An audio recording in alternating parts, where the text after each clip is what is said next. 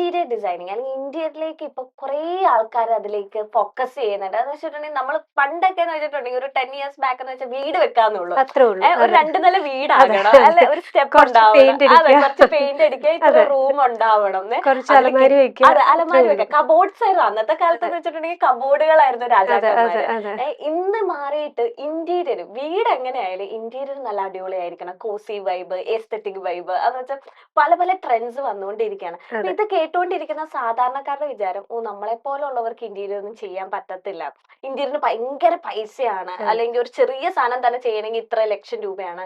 അപ്പൊ അങ്ങനെയൊക്കെ വിചാരിച്ചിരിക്കുന്ന സാധാരണക്കാരാണ്. പക്ഷെ വീട് വെക്കണം, അവർക്ക് ഇന്റീരിയർ ചെയ്യണം എന്നൊക്കെ ആഗ്രഹമുണ്ട്. അങ്ങനെയുള്ളവർക്ക് പറ്റുമോ ഇന്റീരിയർ? നിങ്ങളുടെ അടുത്തേക്ക് തീർച്ചയായിട്ടും വന്ന ഇന്റീരിയർ എന്ന് പറഞ്ഞു കഴിഞ്ഞാൽ നമ്മൾ നോർമലി മെയിൻ ഡോർ ഓപ്പൺ ചെയ്ത് നമ്മൾ എന്ത് കാണുന്നു അതിനെ നമ്മളൊരു എസ്തെറ്റിക് വ്യൂവിലോട്ട് ആക്കുക എന്നുള്ളതാണ് ഇന്റീരിയർ എന്ന് പറയുന്നത്. ഓക്കെ. അത് ഇപ്പം ഒരു സ്പേഷ്യസ് ആയിട്ട് ഫീൽ ചെയ്യുക, പലർക്കും പല കൺസേൺ ആയിരിക്കും ഉണ്ടാകുന്നത്. അതിനെ മാറ്റി നമ്മൾ അതിൻ്റെ ഒരു ലുക്ക് വൈസ് ആണെങ്കിലും എല്ലാം മാറ്റി ഒരു ഡിസൈൻ ചെയ്ത് അതിനെ ഒരു എക്സിക്യൂട്ടീവ് ലെവലിൽ കൊണ്ടുവരിക എന്നുള്ളതാണ് നമ്മൾ ചെയ്യുന്നത്.